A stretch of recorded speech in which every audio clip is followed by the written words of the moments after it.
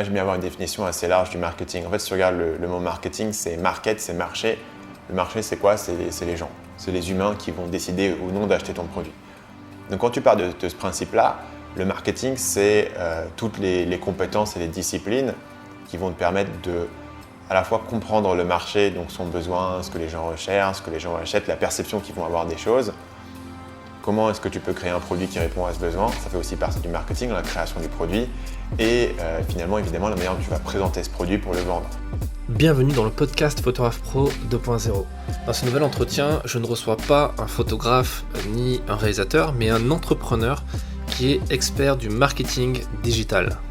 Au cours de mon récent tour du monde, j'ai eu l'occasion de rencontrer Stan Leloup, l'homme derrière l'excellent podcast et la toute intéressante chaîne YouTube, maintenant aux 300 000 abonnés, qui s'appelle Marketing Mania. Et il va nous donner pas mal de conseils pour mieux vendre nos images. Alors Stan, c'est un féru de productivité, donc on va également parler de cette thématique et notamment de comment faire pour être plus efficace et ne plus procrastiner.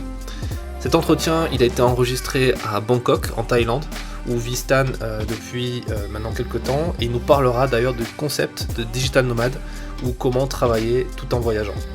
Enfin, Stan nous parlera de son premier livre papier qui vient tout juste de sortir aux éditions Erol au moment où je sors ce podcast. Et ces éditions, j'en ai déjà parlé puisque c'est Erol qui ont édité mon tout dernier livre, Les secrets du photoreportage. Je vous laisse en compagnie de Stan et je vous souhaite une bonne écoute.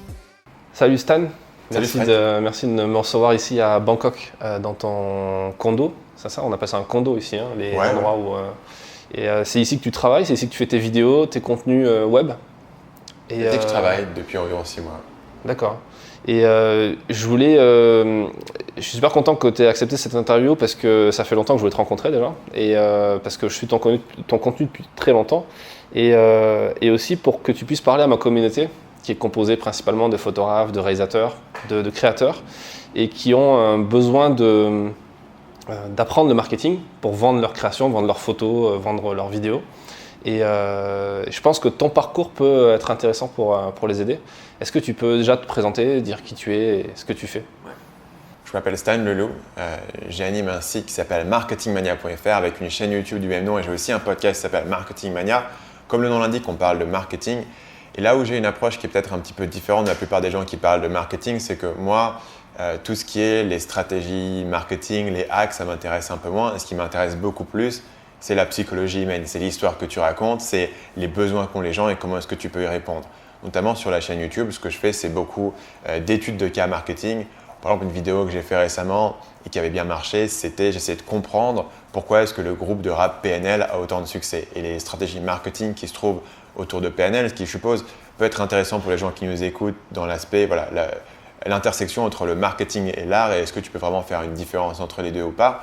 Et dans ce cas-là, c'était intéressant de voir que ce qui fait leur succès, ce n'est pas des surcouches, ce n'est pas des hacks marketing qui sont rajoutés après, mais c'est vraiment l'histoire qui est racontée au sein même de la musique et par l'aura du groupe en règle générale. Dans tes contenus, ça se voit que quand tu décomposes, quand tu analyses un contenu, tu montres qu'en fait tout est marketing au final. C'est ma grande théorie et en fait c'est un truc qui rend ce que je fais vachement intéressant parce que si tu veux, si Marketing Mania c'était juste les 5 règles de pub que vous pouvez utiliser, au bout d'un moment je m'ennuierais. Mais en fait ce qui est intéressant c'est que quand tu commences à réfléchir de cette manière, j'ai fait une vidéo sur la campagne de Macron par exemple, qui analysait la manière en politique, comment est-ce que les politiciens se positionnent les uns par rapport aux autres et comment est-ce qu'un politicien va choisir certains points pour se positionner. Donc ça c'est encore une fois c'est du marketing. Tu pouvais d'ailleurs analyser Trump exactement de la même manière, parce que Trump, c'est aussi un outsider qui est venu de nulle part. Moi, j'analyse beaucoup les séries télé et les films, parce que je suis intéressé de comprendre la structure de storytelling. Comment est-ce qu'on te met un personnage au début du film qui est un loser et à la fin, c'est un super-héros? Et comment est-ce qu'on te fait croire, en t'immergeant dans une histoire, que ce personnage va pouvoir se transformer? Comment est-ce qu'une série va garder l'attention de son spectateur pendant 8 ans? Comment est-ce qu'un groupe de musique peut transmettre, non seulement par sa musique, la musique c'est cool, mais aussi un sens d'identité, quel type de personne écoute telle ou telle musique. Et pour toutes ces raisons, moi je trouve mes idées marketing dans plein d'endroits et je trouve que souvent les idées marketing les plus intéressantes, c'est celles qui viennent d'un endroit qui ne sont pas directement tes concurrents que tu copies parce que tout le monde fait la même chose, mais plus tu as été voir quelqu'un un peu tu as été trouver un film un peu inconnu, tu as été trouver quelqu'un dans un domaine totalement différent du tien en te disant tiens, est-ce qu'il n'y a pas des stratégies intéressantes que je peux en récupérer? Ouais, parce qu'au final, il y a plein de gens qui disent qu'ils n'aiment pas le marketing, qu'ils ne sont pas bons là-dedans. Mais au final, quand on analyse, quand on observe leur vie ou leur relation avec les autres, on se rend compte qu'au final, ils le sont déjà. On est tous bons en marketing quelque part. Quand on fait, je sais pas, quand on parle de soi aux autres, quand on parle avec sa famille, quand on fait un profil sur un site de rencontre, un truc comme ça, on va se marketer soi-même. Donc on arrive à faire du marketing. Toi, tu penses quoi de tout ça? Pourquoi le marketing, c'est à ce point important quand tu lances une entreprise, quand tu es indépendant, quand tu es créateur? Je dirais que ça dépend pas mal de la définition que tu vas avoir du marketing. Moi, j'aime bien avoir une définition assez large du marketing. En fait, si tu regardes le mot marketing, c'est market, c'est marché. Le marché, c'est quoi? C'est les gens. C'est les humains qui vont décider ou non d'acheter ton produit. Donc, quand tu pars de ce principe-là, le marketing, c'est toutes les compétences et les disciplines qui vont te permettre de à la fois comprendre le marché, donc son besoin, ce que les gens recherchent, ce que les gens achètent, la perception qu'ils vont avoir des choses. Comment est-ce que tu peux créer un produit qui répond à ce besoin? Ça fait aussi partie du marketing, la création du produit. Et finalement, évidemment, la manière dont tu vas présenter ce produit pour le vendre. Mais on peut avoir cette vision que le marketing, c'est un peu une surcouche qui arrive à la fin.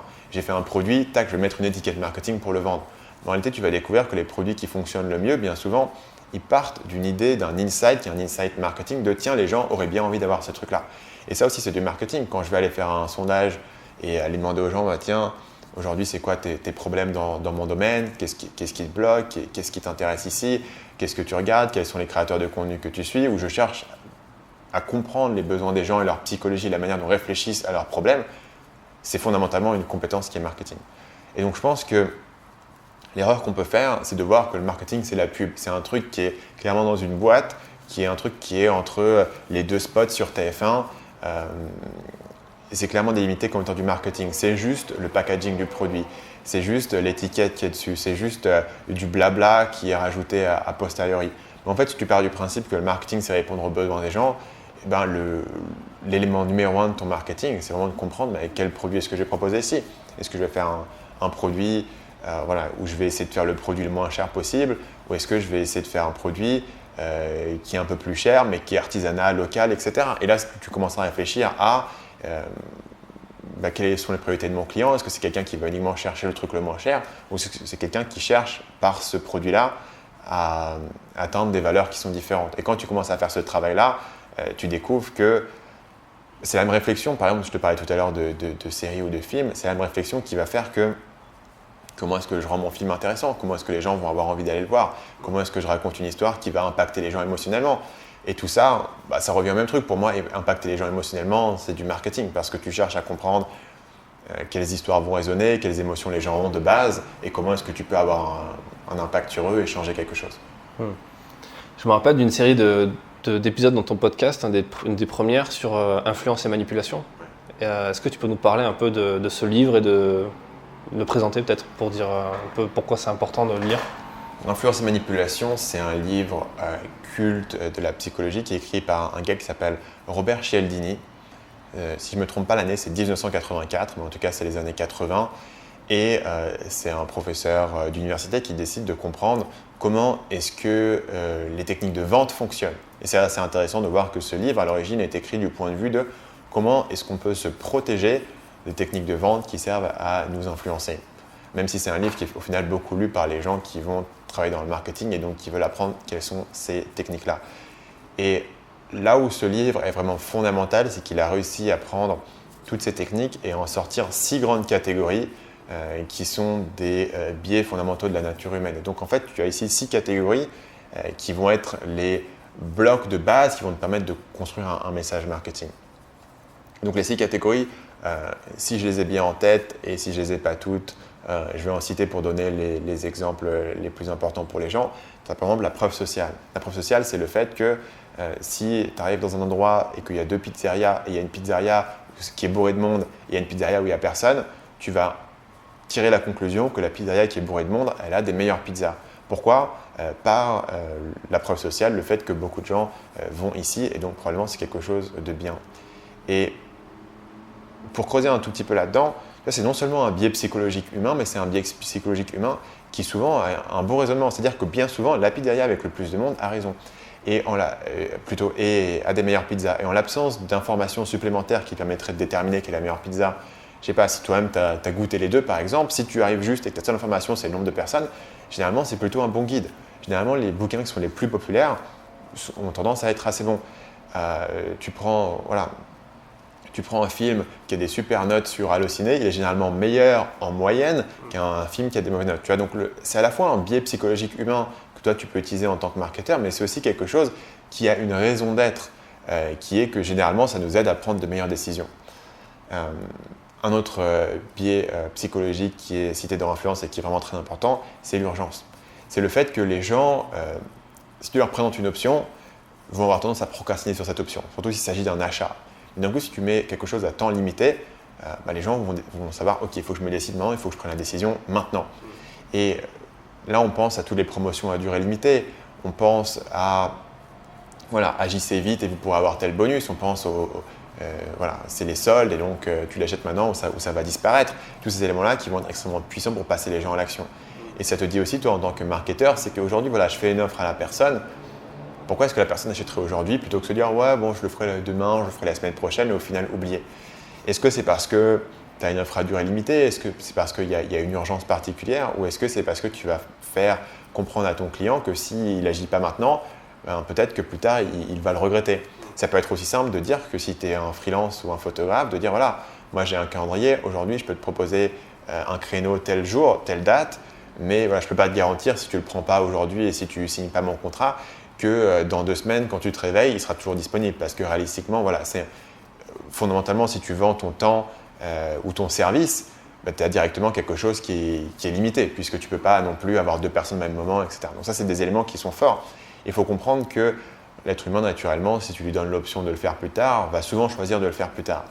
Et je peux te donner anecdotiquement que moi, quand je fais, par exemple, un lancement de produit qui va généralement, on va ouvrir une formation pendant 1 semaine, par exemple, il y a un pic de vente le premier jour qui sont les gens qui attendaient qu'une chose, c'est que la formation rouvre et qui avaient déjà décidé qu'ils voulaient la rejoindre. Mais le plus gros pic de vente est le dernier jour, le jour où je dis aux gens, décidez-vous aujourd'hui ou c'est fermé, ou si c'est dans 6 mois. Et entre les deux, c'est un peu plus plat. C'est-à-dire que si j'avais pas ce dernier jour-là de vente, les gens procrastinaient, se destineraient pas trop. Et après, tu vois, d'un côté, tu peux te dire, c'est de la manipulation où tu as poussé les gens à décider. D'un autre côté, les gens ne sont pas obligés d'acheter. Tu leur dis juste, achète maintenant. En tout cas, pose-toi maintenant et prends moins de 10 minutes pour en décider et si tu veux prendre cette décision ou pas. Ça, c'est le deuxième aspect. Le troisième aspect qui est cité dans Influence et manipulation de Cialdini, c'est le principe de cohérence. C'est l'idée que à partir du moment où tu es déjà engagé sur un certain chemin d'action, tu vas avoir tendance à le continuer. Donc, par exemple, lui donne l'exemple de la technique du pied dans la porte. La technique du pied dans la porte, c'est je te demande de faire une petite action qui va t'engager à faire une action plus grande. C'est l'idée de dire aujourd'hui, moi, ce que je vais essayer de faire, c'est si j'ai envie que les gens s'engagent, par exemple, à suivre une formation par email, où il faut lire tous les emails tous les jours, c'est un peu engageant. Ce que je vais essayer de faire, c'est commencer par leur donner une petite action à faire qui va dire « tiens, moi ça m'intéresse ». Mais cette action est très facile à faire, mais ils vont se dire « oui, ça m'intéresse, je vais avoir ». Et maintenant qu'ils se sont engagés sur cette petite action, ils vont avoir tendance à faire le reste. Donc typiquement, c'est s'inscrire c'est très simple, ça prend 2 minutes. Maintenant qu'ils se sont inscrits, quand les emails arrivent, ils les ont demandés. Donc ils vont avoir plus de chances de les lire. C'est le même concept qui fait par exemple que quand on va te demander de l'argent dans la rue pour aider les ours polaires, on va commencer à dire tiens, qu'est-ce que tu penses du réchauffement climatique? Est-ce que tu penses que c'est un problème? Et tu te dis oui, c'est un problème. Maintenant, on va dire tiens, est-ce que tu es prêt à mettre un petit peu d'argent pour faire ça? Et comme tu viens juste à l'instant de dire que c'était un problème, tu as le principe de cohérence qui te pousse à le continuer et à continuer dans cette voie-là. Et c'est une technique essentiellement qui consiste à dire aux gens, si tu veux que les gens fassent une grande action, demande-leur de s'engager sur ce chemin avec une petite action pour commencer. Et c'est quelque chose qui va être extrêmement efficace. Dès que tu veux que les gens fassent quelque chose d'important. Si tu veux que les gens travaillent avec toi sur un grand projet, fais-les travailler avec toi sur un petit projet et ils auront développé de la confiance avec toi, mais ils auront aussi dit, si j'ai travaillé avec la personne sur ce petit projet, c'est que ce gars doit être compétent et que j'avais des bonnes raisons de travailler avec lui. Donc ça change aussi leur mentalité et leur manière d'y réfléchir. On a parlé du coup de preuve sociale, on a parlé d'urgence, on a parlé de principe de cohérence. Il y a 6 principes. Est-ce que tu te souviens des autres? Je crois qu'il y a le biais de confirmation. Tu en parles un peu au début. Le biais de confirmation ne doit pas faire partie des principes de Cialdini. Ça fait partie du principe de cohérence. Donc pour les gens qui nous écoutent, le biais de confirmation, c'est l'idée qu'une fois que tu as déjà une idée qui est déjà préconçue, donc tu as décidé que, je ne sais pas, tel ou tel politicien était meilleur qu'un autre, tu vas avoir tendance à interpréter les informations suivantes de manière à confirmer tes idées existantes. Et c'est assez difficile en fait de faire changer d'opinion aux gens parce qu'on a découvert que, par exemple, si on donne à des gens qui sont convaincus du réchauffement climatique et à des gens qui ne croient pas au réchauffement climatique des informations, les mêmes informations sur l'impact ou non du réchauffement climatique, ceux qui sont déjà convaincus que le réchauffement climatique est un vrai problème vont être encore plus convaincus. Ceux qui sont déjà convaincus que ce n'est pas un problème vont eux-mêmes être encore plus convaincus de leur propre idée. Donc en fait, tu as un biais qui va te faire voir dans une information la confirmation des croyances que tu as déjà. Je te sors les 6 principes.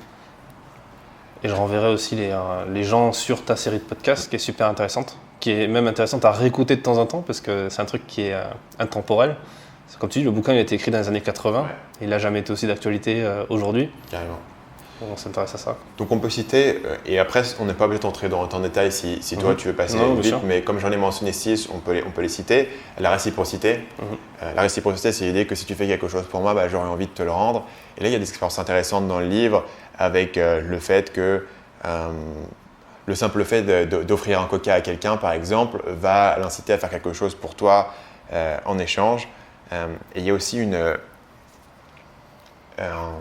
variation assez intéressante de ce concept qui est de demander à quelqu'un de faire quelque chose de très gros pour toi. La personne va te refuser. Tu vas faire une concession en échange en demandant quelque chose de beaucoup plus petit. Et tout d'un coup, tu viens de faire une concession à la personne et la personne a envie de te la rendre. Et il y a un gars qui a écouté cette série de podcasts que j'avais faite et qui a utilisé cette technique sur moi. Donc en fait, il m'avait proposé d'envoyer un email en me demandant si je voulais faire de l'affiliation sur son programme et promouvoir sa formation. Je connaissais ce gars ni d'Ève ni d'Adam et évidemment je lui ai dit non. Enfin, je ne vais pas promouvoir le programme de quelqu'un que je ne connais pas. Et donc du coup, il m'a dit « Ah ok, bon sinon, est-ce que tu voudrais bien faire une interview sur ma chaîne YouTube ?» Et donc du coup, il m'a demandé ce truc où il savait en fait que j'allais refuser en sachant que j'allais refuser, mais en même temps j'allais me sentir un peu mal de l'avoir refusé. Lui revient avec une grande concession, il me demande juste une interview en échange et il sait du coup que je vais l'accepter. Je me rappelle de cette interview donc, avec lui du coup. Enfin pas l'interview de lui, mais toi tu l'as interviewé après et il t'a dit ça pendant l'interview. Donc, on peut citer son nom, c'est Enzo Honoré qui a une chaîne YouTube et il a également un podcast. Le biais suivant de Cialdini, c'est l'appréciation. Là, c'est assez simple. On a envie de faire des choses pour les gens qu'on apprécie. Et finalement, l'autorité. L'autorité, c'est vraiment un élément intéressant. C'est que tu ne vas pas questionner ce que les personnes qui sont en figure d'autorité te disent. Et c'est qu'à partir du moment où une personne est en figure d'autorité, on accepte plus ou moins ce qu'elle nous dit. Et si quelqu'un arrive et est habillé en policier et te dit de faire quelque chose, tu vas le faire. Et donc, dans le livre, il cite par exemple des exemples de... il y a un gars qui veut mettre de l'argent dans un parc-mètre, mais il n'a pas d'argent et donc il est un peu embêté. Et il y a un policier, ou plutôt un chercheur déguisé en policier qui va prendre un passant et lui dit « Tiens, mets l'argent dans le parc-mètre du gars » et la plupart des gens le font. Alors que c'est totalement en dehors de l'autorité d'un policier de dire de donner de l'argent à quelqu'un d'autre, mais le simple fait qu'une personne qui est en position d'autorité te dise de faire quelque chose, automatiquement tu vas le faire. Et il s'inspire aussi des fameuses expériences de Milgram, qui étaient ces expériences où tu allais avoir un volontaire qui rentre dans la salle et qui doit administrer des chocs électriques à une personne qu'il croit être un sujet d'expérience sur la mémoire et donc il doit le punir avec des chocs électriques. Et ils avaient découvert qu'effectivement les gens étaient prêts à quasiment torturer quelqu'un avec des chocs électriques tant qu'une personne, un chercheur en blouse blanche leur dit « Vas-y, continue, tout va bien, tu peux continuer à le faire ». Et le fait qu'on est presque aveugle au fait que derrière cet uniforme, il y a un être humain qui a potentiellement ses propres motivations, ses propres défauts, ses propres problèmes de raisonnement, ses propres erreurs, mais tant que cette personne est positionnée en position d'autorité, tu es conditionné simplement à faire ce qu'on te dit. Et avec ça, on a fait du coup nos 6 principes. D'accord. Ouais, c'est super intéressant de les avoir tous relevés. Je parlais de ton podcast. Est-ce que tu peux nous en parler un petit peu? Comment tu as eu cette idée de te lancer dans le podcast et pourquoi c'est important pour toi, ce podcast? Donc, le podcast, c'est quelque chose que j'ai commencé il y a très longtemps parce qu'en fait, avant d'avoir Marketing Mania, j'avais un autre site et j'avais un autre podcast qui s'appelait Séduction Academy. Et en fait, le raisonnement ici, c'était que moi, les podcasts, c'est le truc qui a changé ma vie de manière le plus profonde. J'étais étudiant en école de commerce, dans un environnement qui ne me plaisait pas vraiment, avec des débouchés derrière qui ne me plaisaient pas vraiment, même si c'était une bonne école et que j'avais travaillé dur pour y aller, parce que j'ai fait prépa, etc. Donc je m'étais vraiment cassé le dos pour rentrer en école et je me retrouve là et finalement, je me dis, tiens, c'est peut-être pas ça que j'ai envie de faire. J'ai peut-être pas envie de me retrouver essentiellement en audit ou en conseil en management, ça ne me plaît pas trop. Mais d'un autre côté, qu'est-ce que tu vas faire d'autre? Tu es là, tu as passé toute ta vie pour atteindre ce niveau-là. Et donc, à ce moment-là, je me mets à écouter du coup des podcasts. Et notamment un podcast qui s'appelle le Tropical MBA, qui est un podcast fait par des Américains qui étaient à l'origine, qui venaient de San Diego, mais ils avaient commencé à voyager en Asie, Philippines, Vietnam, Thaïlande, et s'installer ici. Et donc ces gars-là sont là, à l'autre bout du monde, et te racontent leurs histoires, leurs aventures, leur philosophie sur le business. Et te parlent d'une communauté d'entrepreneurs incroyable qui est installée au Vietnam, à Bali, à Davao, aux Philippines. Ils me font complètement rêver. Et moi, je suis coincé dans mon train-train quotidien, mais j'écoute ces gens-là à longueur de journée. Et donc un jour, j'ai l'occasion de pouvoir... j'ai un créneau, tu vois, j'ai un créneau de temps où j'ai pas de cours, je suis censé être en stage, mais personne ne vérifie trop où je suis. J'ai l'occasion d'y aller. Et donc du coup, je fais aller simple, Bali, Chiang Mai, je passe un peu à Kuala Lumpur et je vais aller voir ces gens. Et je vais découvrir en fait cette communauté dont j'avais entendu parler sur un podcast. Aujourd'hui, évidemment, j'habite à Bangkok, tu l'as dit au départ de l'émission. Et très clairement, je ne serais jamais ici et je n'aurais jamais cette trajectoire et je n'aurais jamais rencontré ces gens sans ce podcast en fait. Et là où je pense que le podcast, c'est un format qui est aussi puissant, c'est que tu vas pouvoir passer beaucoup de temps avec les gens. Et ces gars-là, du Tropical MBA, j'ai passé des heures et des heures et des heures et des heures à les écouter, encore aujourd'hui, mais quand j'ai commencé à les écouter, je me souviens d'avoir fait leurs archives de l'épisode 1 à l'épisode 70. Tu vois. J'ai passé des heures et des heures et des heures à les écouter. Et du coup, c'est quelque chose qui va totalement transformer ta manière de voir les choses. Là où une vidéo YouTube peut t'apprendre un truc, mais tu vas rarement passer, sauf dans des cas particuliers, mais tu vas rarement passer des heures et des heures à écouter parler un YouTuber. Et donc le podcast a ce côté de, pour un changement personnel et pour cet effet de répétition et d'immersion, c'est un truc très fort. Et bien sûr, pour moi, par mon histoire personnelle, c'était ce changement de me dire, tiens, je pourrais partir en Asie, rencontrer ces gens, un changement de vie qui était incroyable, que j'aurais jamais pu percevoir autrement. J'aurais pu peut-être le lire sur un blog, mais tu vois, j'aurais pas eu ce même niveau que c'était accessible. Donc le podcast, d'un point de vue très personnel, c'est un truc qui est important. Et après, d'un point de vue plus stratégique, plus marketing, je suis arrivé sur la plateforme, voilà, sur le podcast Marketing Mania, ça a commencé en 2015. Et je me suis dit, personne ne me connaît, je suis totalement inconnu au bataillon. Le podcast, c'était un format que je commençais à maîtriser, qui m'avait personnellement beaucoup impacté. Et je croyais que ça avait de l'avenir. Et je pense que le podcast, c'est quelque chose qui se popularise de plus en plus grâce à l'arrivée des smartphones où tout le monde peut avoir. Parce qu'il faut se souvenir que moi, j'ai commencé à écouter des podcasts quand j'étais au lycée. Donc, tu vois, mettons, il y a environ 13 ans, tu vois. Donc, bref, année 2000, quoi.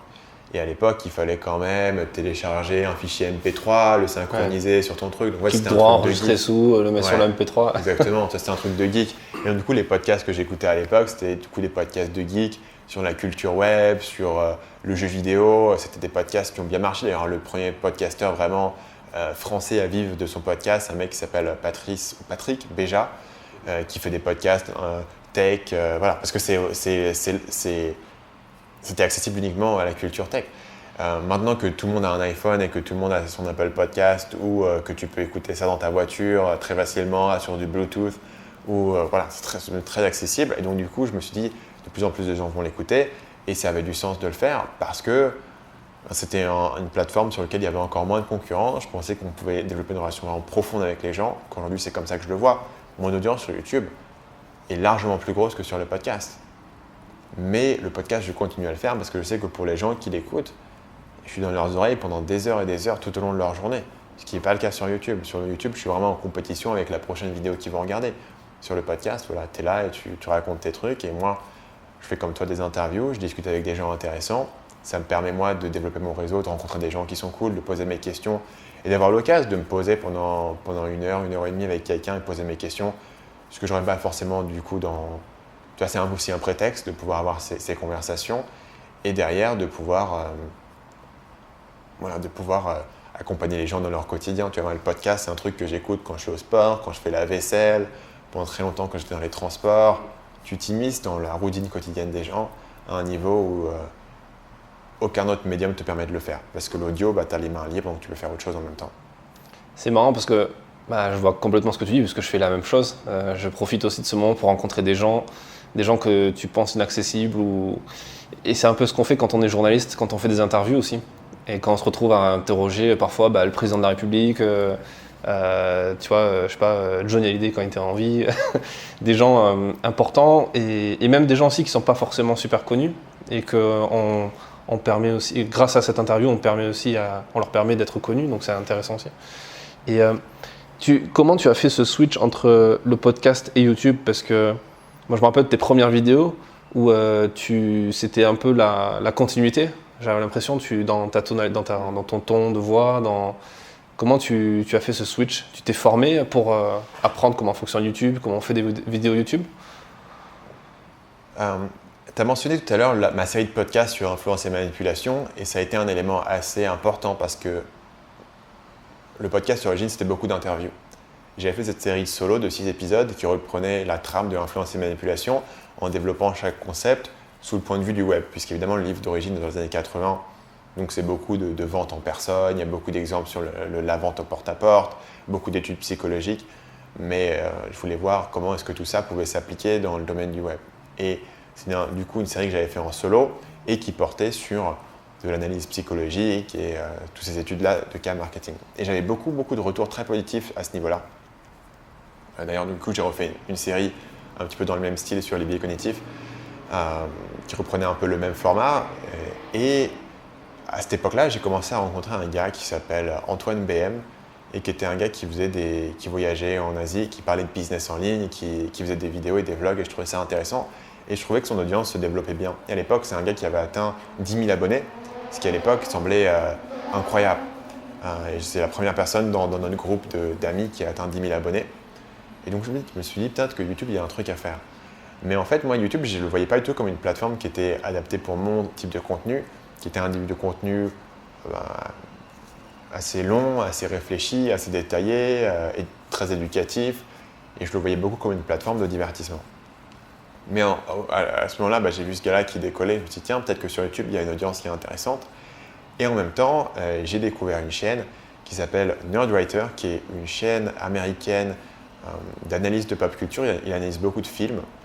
Et il a un contenu pareil, très recherché, assez intello, très écrit, très bien monté. Et je me suis dit, tiens, le format que le mec est en train de me montrer là, où il analyse des films, et il va t'analyser des détails intéressants sur le film. Par exemple, il va te prendre une scène d'un film, et il va analyser uniquement le mouvement des acteurs au sein du dialogue et t'expliquer comment est-ce que le mouvement des acteurs au sein du dialogue et leur position dans la scène te transmet une information supplémentaire par rapport au dialogue. Et pourquoi est-ce que c'est pas juste deux têtes qui sont là face à face? Et pourquoi est-ce que les gens se déplacent?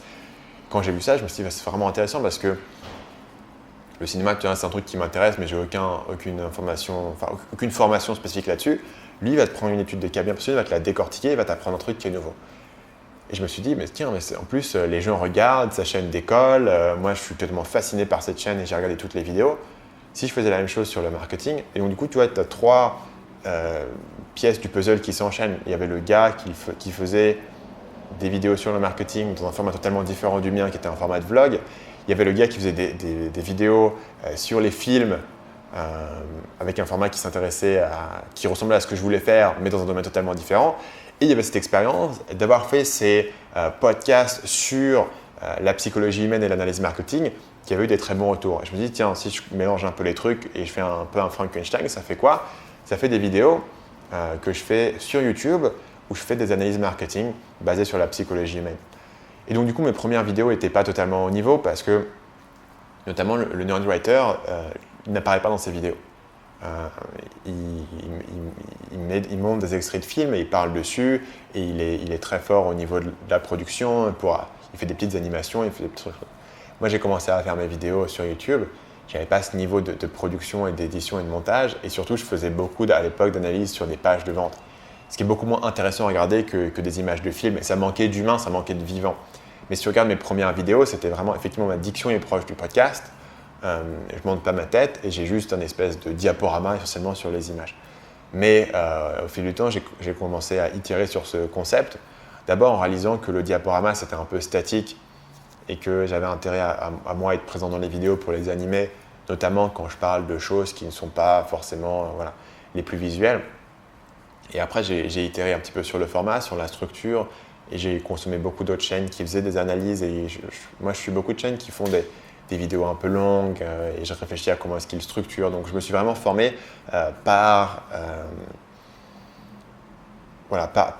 étude de ce qui fonctionne. Et encore une fois, c'est des chaînes dont je te parle qui font des analyses, beaucoup de pop culture, de cinéma, de jeux vidéo, de séries, de musique. Et je me demande, tiens, comment est-ce que ça fonctionne? Comment est-ce que c'est structuré?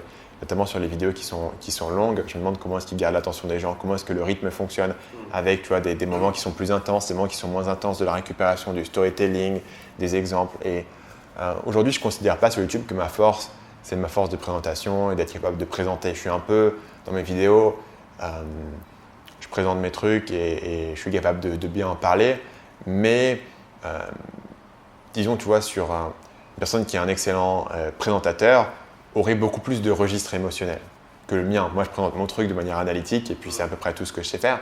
Et donc, je ne considère pas que je suis un très bon youtubeur je ne suis pas très bon en improvisation, toutes mes vidéos sont écrites et je ne suis pas forcément le registre émotionnel, tu vois, d'un youtubeur. Enfin, par exemple, j'ai beaucoup étudié un youtubeur et j'ai fait des vidéos sur lui sur ma chaîne qui s'appelle PewDiePie, donc c'est le plus grand youtubeur, enfin le principal youtubeur au monde, un Suédois qui fait des vidéos en anglais. Et c'est un gars très intéressant de regarder, il fait des vidéos de gaming, le registre émotionnel qu'il peut avoir, tu vois, l'émotion qu'il peut te transmettre, de la tristesse à la colère, à l'intensité, de l'adrénaline, à l'humour, à la joie. Et c'est là qu'un grand youtubeur qui est capable d'improviser, essentiellement de capter ton attention juste en étant à l'écran et en te racontant des trucs et en jouant un jeu à la con, et il est capable de te captiver. Il a ce niveau de charisme et il faut savoir, je pense, ce que tu as et ce que tu n'as pas. Et pour moi, tu vois, c'est pas là où se trouve ma force. Mais par contre, je vais beaucoup travailler sur mes scripts, sur la structure des vidéos, sur les exemples, sur les études de cas. Et c'est là où j'essaye de faire la différence. Est-ce que tu penses qu'un photographe peut avoir… Est-ce que c'est une bonne chose pour un photographe de faire une chaîne YouTube, d'être présent sur YouTube? Moi, j'ai un concept qui est le concept des 2 heures de contenu. Donc, en gros, il y a 2 raisons de faire du contenu. Soit tu vas faire du contenu pour attirer du trafic. Donc, tu veux être connu sur YouTube, avoir beaucoup de vues, avoir des abonnés et choper, et avoir un flux de trafic qui vient vers toi. Ce qui est génial, c'est ce que j'ai. Mais évidemment, ça demande beaucoup de travail de maintenir cette chaîne et d'alimenter en termes de contenu. Il y a une deuxième manière de réfléchir à la création de contenu sur Internet qui est du coup la théorie des 2 heures de contenu. Et c'est un petit peu une théorie qui est proche de l'idée d'avoir un portfolio. C'est-à-dire, tu veux avoir 2 heures de contenu que les gens peuvent venir, ils peuvent consommer et avoir un sens de qui tu es en tant que personne. Comme si tu es un consultant sur un domaine bien pointu, est-ce que tu vas générer, ou tu es photographe, on peut prendre cet exemple-là, est-ce que tu vas générer tous tes clients via une chaîne YouTube? Tu pourrais le faire, mais ça te demande de vraiment investir un max de temps et d'énergie dans cette chaîne YouTube pour la faire décoller, pour avoir des abonnés, pour avoir des vues, pour créer des vidéos en continu. Maintenant, si tu pars du principe que tu vas générer tes clients par une autre manière, par le bouche-à-oreille, par la prospection, par un réseau professionnel, etc. Maintenant, les gens te découvrent et vont entendre parler de toi et ils vont tomber sur toi pour la première fois. Si tu pouvais avoir ici quelques vidéos qui vont expliquer aux gens pourquoi est-ce qu'ils devraient travailler avec toi, qui tu es en tant que personne, qui permettent aux gens de comprendre un petit peu voilà, l'expérience qu'ils vont avoir en tant que client chez toi, ou qui tu es, ou ce que tu racontes, ou ce qui t'intéresse, ou un peu ce qui te passionne. Tu peux l'avoir fait une fois, tu peux avoir passé le temps à faire ces vidéos-là, mais elles te serviront pendant longtemps et c'est un actif que tu peux avoir qui permet de te différencier. Moi, c'est quelque chose que j'avais fait quand j'étais consultant en pub Facebook. J'avais écrit un certain nombre d'articles et ensuite j'avais fait des vidéos qui présentaient ma méthodologie, ma philosophie en termes de pub Facebook, comment je pratiquais, etc. C'est quelque chose que je pouvais envoyer à toutes les personnes qui me contactaient pour travailler avec moi. Je fais voilà, vous pouvez regarder cet article qui explique ma méthodologie. Et tout d'un coup, les gens arrivaient dans un appel avec moi. Ils savaient déjà à peu près qui j'étais, ce que je racontais, pourquoi est-ce que ma méthode était intéressante. C'était un avantage qui était énorme. Et ça, encore une fois, ce n'est pas un article que j'ai besoin d'écrire toutes les semaines. Une fois qu'il est posé, qu'il est un peu différencié, que j'ai raconté mon histoire, les gens peuvent le consommer plus tard. Je peux l'envoyer à un prospect, je peux le mettre sur le site, les gens qui me découvrent, les gens qui entendent parler de moi. Si quelqu'un veut me recommander à quelqu'un d'autre, il peut facilement envoyer l'article si la personne n'est pas encore forcément prête à me contacter et à travailler directement avec moi. C'est une façon d'automatiser le process. Et effectivement, le soleil se couche sur Bangkok. Ouais. Tu as vraiment une super vue de là où on enregistre le podcast et j'invite les gens à venir à Bangkok au moins une fois pour voir à quoi ça ressemble. Ouais. C'est assez dingue. Tiens, parlons justement de ça. Tu es ce qu'on appelle un digital nomade. Je suis en train de faire un reportage au moment où on se rencontre sur le digital nomade qui sont en Thaïlande. Et moi-même, j'en suis un au final parce que je travaille en voyageant. Est-ce que tu peux expliquer ce que c'est et pourquoi tu as choisi ce mode de vie? Si c'est bien un mode de vie, pour toi aussi peut-être? Pour moi, la grande inspiration, c'était évidemment être coincé dans mon truc d'étudiant et écouter ces gars qui t'expliquaient comment tu pouvais travailler depuis n'importe où, voyager. Et fondamentalement, l'idée, c'est la suivante. C'est qu'à partir du moment où tu gagnes ta vie en travaillant sur Internet et que tu peux travailler depuis n'importe où, pourquoi pas aller travailler depuis autre part.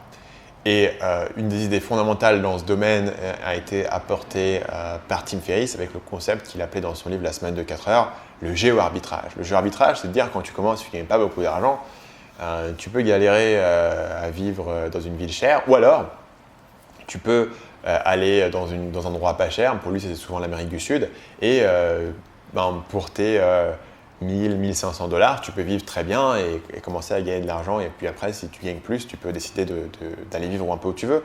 Mais c'est une idée en gros, la courbe entre tes revenus et tes coûts de la vie, si tu peux diminuer les coûts de la vie, tu peux en vivre beaucoup plus rapidement et potentiellement vivre mieux. Et donc, c'est ces différents concepts qui sont mélangés, le fait de pouvoir le faire parce que tu as cet ordinateur, le fait de pouvoir aller autre part pour pouvoir vivre pour moins cher. Moi, c'est quelque chose qui m'a beaucoup motivé au départ. Encore une fois, je te dis, moi j'étais étudiant, je voulais trouver autre chose, je voulais sortir de ça, je voulais faire quelque chose de différent. J'entendais parler de cette communauté incroyable d'entrepreneurs qui était basée au Vietnam, à Ho Chi Minh. Je me dis, tiens, il faut que je rencontre ces gars, il faut que je découvre comment ça fonctionne, il faut que j'y aille avec mon business qui tenait, qui était à peine embryonnaire, 1 500 € par mois. En France, tu prends pas le risque, tu fais attention. Là, tu peux dire, ok, pour mes 100 € par mois au Vietnam, tu peux tenir, tu peux jouer un petit peu. Et donc, du coup, c'était l'impulsion originale pour moi d'y aller. Et après, du coup, je me retrouve là. Tous les gens que je connaissais en France, c'était le côté école de commerce, prépa. Et je me retrouve sur une divergence. Et tous les gens que je rencontre ici, à Ho Chi Minh, on avait une communauté d'entrepreneurs. Il y avait une 50aine de personnes qui montaient différents types de business en ligne, de l'e-commerce, de la formation, du consulting, du logiciel. Mais tout le monde s'entraidait un petit peu.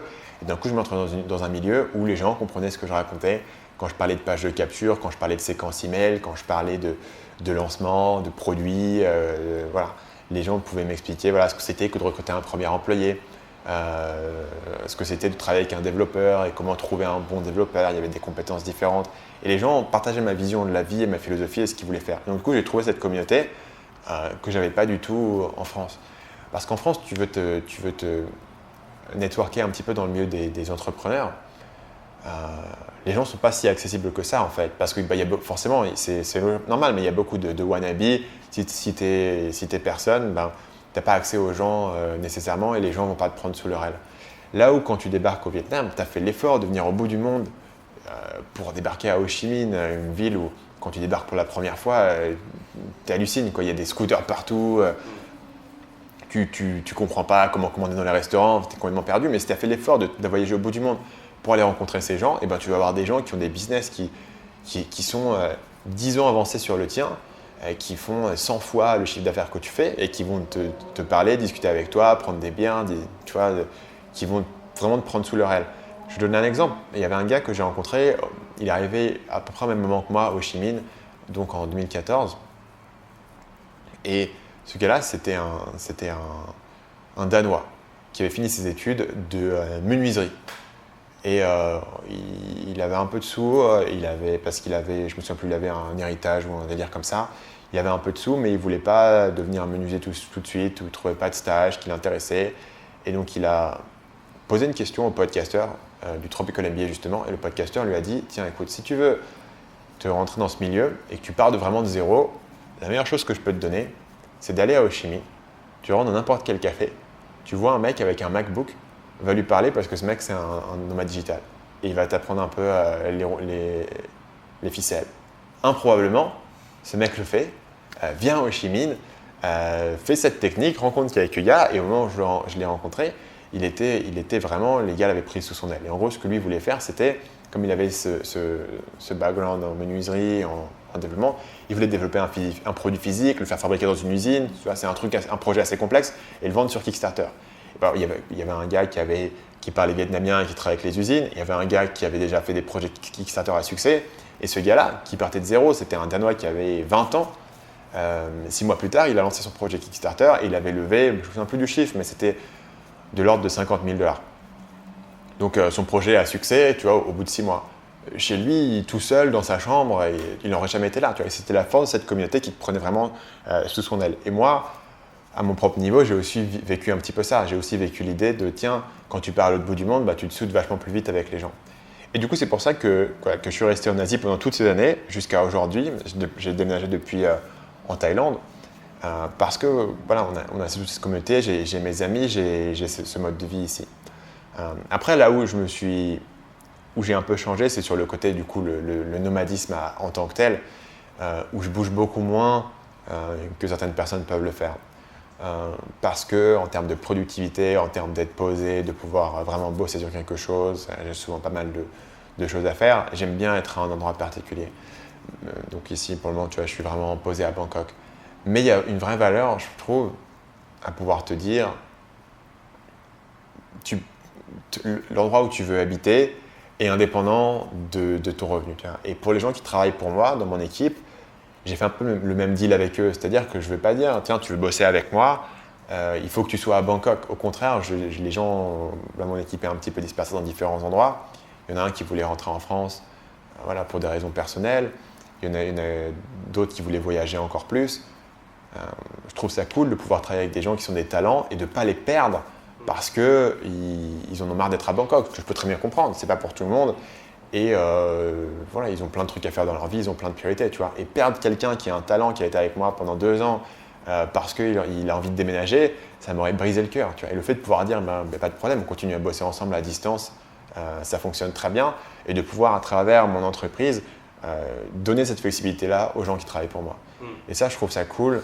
Et après, tu vois, c'est un choix personnel de dire, certaines personnes aiment bien, comme moi, rester sur place pendant longtemps. D'autres personnes sont sur un mode hybride où ils ont généralement une base principale et ils voyagent pendant entre 3 et 6 mois par an. Et il y a des gens qui sont vraiment tous les 3 mois, ils déménagent ou même moins. Et après, ça, c'est vraiment une préférence personnelle. Moi, voilà, du coup, je suis plus sur le côté un peu plus basé. Mais ça me permet, tu vois, si je veux aller aux Philippines pendant un mois pour voir la famille de ma femme, on peut passer aux Philippines pendant un mois et le seul problème que je vais avoir, c'est que l'Internet aux Philippines est pas bon, mais tu vois ce que je veux dire. Mais sinon, ça ne me pose aucun problème en termes de business, ça n'interrompt pas mes activités, tu vois, il n'y a aucun problème. Si je veux passer un mois en France pour les fêtes, je peux le faire. Si je décide d'aller voir quelqu'un pendant un mois en Amérique du Sud, je peux le faire. Tu vois ce que je veux dire? J'ai cette flexibilité que honnêtement, je ne m'en sers pas tant que ça actuellement parce que j'ai beaucoup de projets et puis ce n'est pas une grande priorité.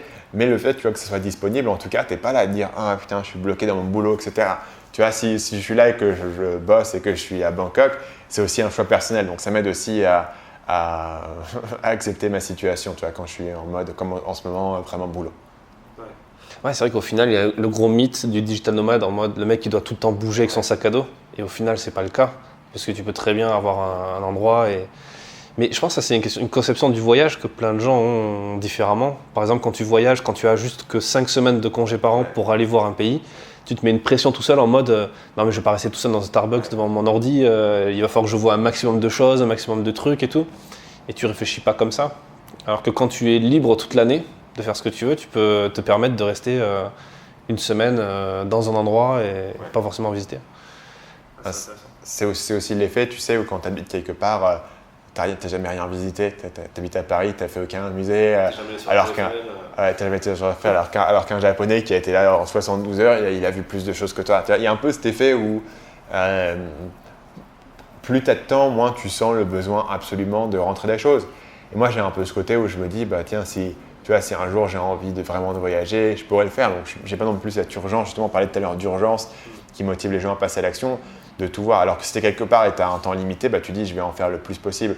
Et du coup on a cette idée du voyage qui est probablement pas tenable pour un nomade digital, parce qu'un nomade digital qui bouge trop va complètement s'épuiser. Tu vois, t'as besoin pour être productif et pour pouvoir bosser, d'avoir un certain niveau de routine en termes d'alimentation, en termes de sport, en termes de sommeil, d'avoir un cadre autour de toi. Donc après, si tu es vraiment efficace en termes de ton matériel, de ton environnement de travail, tu peux bouger tous les 3 mois et le faire et fonctionner. Un peu moins pour moi, parce que là, tu l'as vu, j'ai un bureau qui monte et qui descend, j'ai un deuxième écran, j'ai des trucs, tu vois, j'ai des vidéos. Le simple fait de trouver un endroit où je peux enregistrer des podcasts qui est calme, enregistrer mes vidéos dans chaque endroit, c'est contraignant. Mais si tu n'as pas ce type de contraintes, tu travailles sur un autre truc, ou au contraire, ou si tu es photographe et que le voyage te permet d'accéder à des nouveaux trucs, tu peux très bien voyager assez fréquemment, notamment si tu es en Asie. C'est vachement facile ici de trouver un endroit où habiter 3 mois. Tu vois, c'est un peu plus difficile en France de trouver un bail sur 3 mois, donc tu es un peu plus à habituer des choses sur des Airbnb, etc. Mais ici, tu peux assez facilement trouver et vivre comme un local dans un endroit pendant 3 mois, vivre la vie différemment d'un touriste, parce que tu n'as pas cette pression d'aller voir nécessairement tous les temples et tous les musées, mais tu as l'occasion de découvrir les différents restos qui sont autour de toi. Ouais, au final, tu visites d'une autre façon, mais presque quelque part aussi intéressante, voire plus intéressante, parce que tu vas nouer des vraies relations avec les gens. Tu sais, s'il y a un truc qui me vient comme ça en discutant, il y a un film que j'ai vu dans l'avion en venant, mais qui n'est pas sur les tablettes, j'avais téléchargé, qui s'appelle Transit. Tu sais, c'est l'histoire d'une sorte de Bulgare. Ouais. C'est Tom Hanks qui est bloqué à l'aéroport. C'est ça, qui arrive dans l'aéroport. Ouais. Et ce film, il est génial parce que tu te rends compte que le mec, il passe des mois dans l'aéroport et il connaît tous les vendeurs. Et des gens que tu vois qu'une fois dans ta vie, au final, quand tu passes dans un aéroport. Et tu te rends compte qu'il y a une vraie communauté, que les gens se connaissent, sont potes. Et c'est hallucinant de voir cette vision-là du voyage, que tu restes au même endroit, mais tu continues de voyager au final parce que tu rencontres les gens. Ouais, c'est assez marrant. Et puis après tu as le côté intéressant où tu commences à développer aussi un sens de la culture, tu vois, de ce qui te trouve autour. Ce que tu peux développer qu'en y passant un certain temps. Et des nuances, tu vois, c'est intéressant ayant vécu longtemps au Vietnam et ensuite tu débarques en Thaïlande.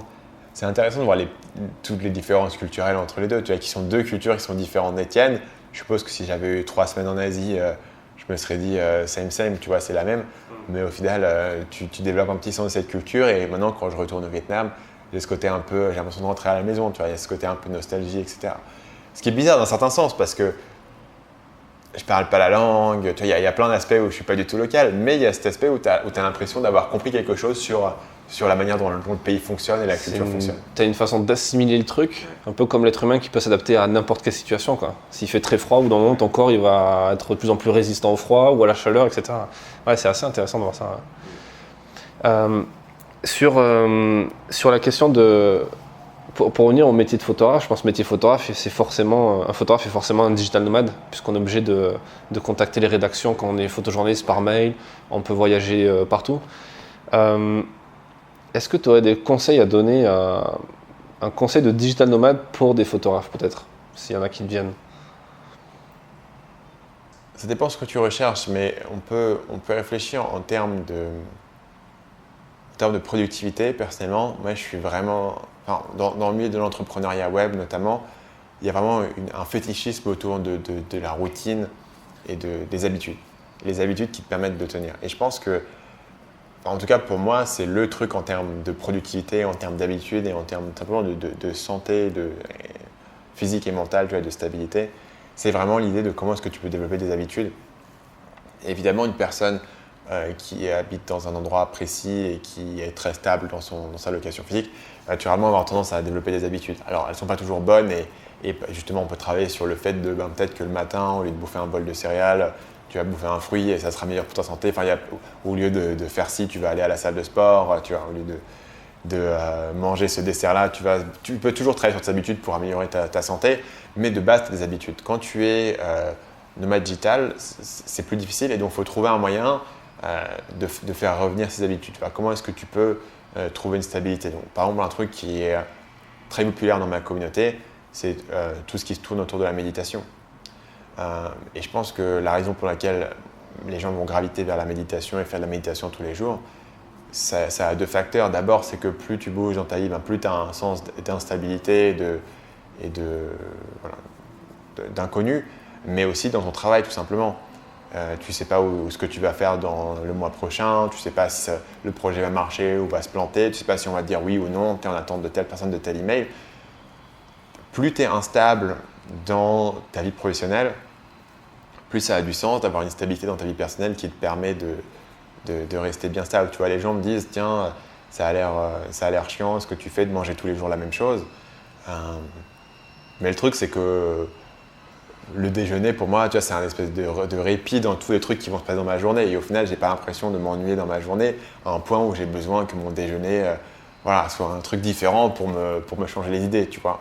Et donc, plus tu es instable dans ton travail et plus il y a d'incertitudes, plus je pense que tu as besoin de développer ces routines et ces piliers. Donc, je pense qu'en termes de fondamentaux ici, le sport, qui est un truc qui peut être difficile à maintenir quand tu bouges beaucoup, mais est-ce que tu peux trouver une routine où les gens vont vraiment aller à l'extrême, tu vois, pour les gens qui font par exemple en salle de sport et qui font beaucoup de muscu, ce qui n'est pas mon cas.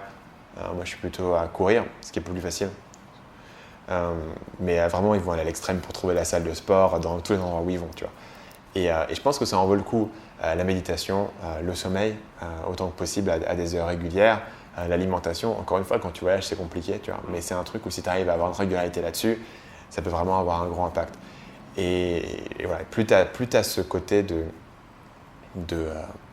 d'instabilité, plus c'est intéressant. Donc moi, je vais te donner une astuce bizarre et après, ce sera aux gens de trouver leurs propres astuces. Mais moi, il y en a une que j'ai, c'est que pendant très longtemps, j'ai eu des insomnies. Enfin, j'arrivais pas à dormir, en fait, je dormais pas. Pendant très longtemps, je dormais pas, j'arrivais pas à m'endormir. J'arrivais à dormir la nuit, mais j'arrivais pas à m'endormir. Et donc, il y a un certain nombre d'éléments que j'ai mis en place pour ça. Donc, il y a l'exposition au soleil, mais il y en a un qui est pertinent en tant que nomade digital, c'est que le soir, avant de m'endormir, je bois une certaine tisane, une certaine marque de tisane, etc. Donc, ce qui est important ici, ce n'est pas la marque de tisane, c'est que tu as l'effet Madeleine de Proust. C'est-à-dire que tu vas avoir une association forte dans ton cerveau entre une certaine odeur et un goût et une certaine émotion. Et donc, c'est à chaque fois que le soir, tu es en train de t'endormir un petit peu, enfin, tu es en train de te fatiguer, tu vas lire un petit peu et tu vas boire ta tisane. Cette tisane, elle va être associée au fait de dormir. Et tout d'un coup, quand tu es dans un hôtel, tu es en train de voyager, tu es à droite à gauche, tu as un peu de décalage horaire, etc., tu es un peu retiré, tu peux amener dans ton sac tes sachets de tisane. N'importe quel hôtel, tu as toujours une bouilloire et tu peux faire ta tisane. Et tu as un petit peu tu as peut-être qu'un pilier dans ta journée où tu as fait un vol à la con, tu as eu 12 heures de décalage horaire, tu as mangé complètement n'importe comment au McDo, etc. Mais tu as peut-être un pilier que tu peux contrôler, un truc, tu peux faire ta méditation, tu peux boire ta petite tisane, tu vois, qui t'est conditionnée, etc. Et moi, ça m'aide vraiment, tu vois, à maintenir cette stabilité et à dire il y a certains éléments sur lesquels tu peux maintenir le contrôle. Ouais, c'est une sorte de déclencheur qui va te... Ouais, c'est vachement intéressant. Moi, je fais ça, j'essaie de faire ça en voyage avec l'alimentation, avec les fruits. Passer des fois des trucs tout cons, mais tu vas dans un supermarché. En plus, c'est là où ça coûte le moins cher quand tu veux te nourrir. Tu vois, aux États-Unis, par exemple, tu as toujours des énormes rayons de fruits et tout. Et au final, si tu arrives à pas penser aux burgers, aux chaînes de fast-food, machin, ça te permet de rajouter un peu de stabilité. Ouais. Tu vois, le métier de photographe, j'ai l'impression, c'est un truc qui revient régulièrement. C'est un métier d'indépendant. Il y a beaucoup de gens qui travaillent seuls, comme toi, comme plein d'entrepreneurs. Et on a du mal à s'imposer un rythme. On n'a pas de chef, de boss qui vont nous dire lève-toi à telle heure, bosse jusqu'à telle heure, et après tu as des loisirs. Parce qu'en plus, c'est un métier passion, où on fait ce qu'on aime et on n'a pas l'impression de travailler. Et et en même temps, on a tout le temps l'impression de travailler. C'est quoi, toi, qu'est-ce que tu donnerais peut-être comme conseil en termes de productivité? Je sais que tu es un adepte de la méthode des 90 jours. Ouais. D'ailleurs, moi, je suis un de tes clients, de la formation des 90 jours, que je n'ai pas encore réussi à adapter à mon activité à moi, mais je travaille dessus. Est-ce que tu peux en parler peut-être de cette méthode-là et parler de ta formation peut-être qui propose ça? On peut parler un petit peu de toi, ce qui a fonctionné ou pas pour toi. Donc, la méthode des 90 jours, c'est l'idée suivante. Tu es en train de monter un business, tu développes des sites, tu fais une chaîne YouTube. Voilà. Je parle du principe de base de mon client, après on pourra parler du cas du photographe. Comment est-ce que tu fais pour t'organiser? Les gens vont tomber dans différents pièges. Les gens vont tomber dans le piège de « Ok, je suis là le matin, je commence, il faut que je fasse quoi? Putain, je ne sais pas quoi faire. Je vais trouver des tâches, ouvrir mes emails, je vais faire différents trucs. » Seulement dans la réactivité, à faire ce qui se présente devant toi. C'est un piège dans lequel il est facile de tomber. Parce que voilà, tu as des trucs qui se présentent, mais du coup, tu te retrouves et semaine après semaine, tu es réactif. Finalement, tu n'as pas vraiment avancé sur les projets qui étaient importants. Tu as fait uniquement les choses qui étaient urgentes, mais pas forcément les trucs qui étaient fondamentaux. Par exemple, dans mon cas, tu vois, ça serait très facile de ne pas faire de vidéo YouTube parce qu'une vidéo, ça prend des heures et des heures à faire. Personne ne va me dire, tiens, Stan, elle est où la vidéo? C'est vraiment, voilà, mais c'est là que c'est tout ce qui va apporter de la valeur et faire grossir en business. C'est des actions et tu dis, ok, ça, je pense que c'est intéressant à faire. Et de l'autre côté, tu tombes dans le piège où tu fais des plans, tu planifies, tu réfléchis, tu fais des trucs, mais tes plans, ils sont totalement sur la comète et tu ne les appliques pas et au final, voilà, tu es complètement rigide dans un truc, dans ton imagination. Comment est-ce que tu concilies le fait de réagir à la réalité et le fait d'être proactif et de décider qu'est-ce qui est important et quels sont les gros blocs que tu as envie de mettre? Et donc, il y a un effet de temporalité, c'est-à-dire jusqu'à quand est-ce que tu peux prédire? Et pour les entrepreneurs du web, je pense que 90 jours, c'est une bonne période parce que tu décides de faire un plan, tu as 3 mois pour l'implémenter, tu as le temps aujourd'hui de vraiment avoir des résultats et de commencer à juger si ton plan d'origine était bon ou pas. Et si le plan d'origine est bon, tu le continues sur le prochain plan de 90 jours. S'il n'est pas bon, tu dis, voilà, ce que j'ai fait, ça n'a pas marché. Par exemple, si demain, tu vois, je décide de faire une stratégie, aujourd'hui, je n'utilise pas Instagram, par exemple, dans mon business. Je dis demain que, tiens, ce serait intéressant que je fasse des posts sur Instagram.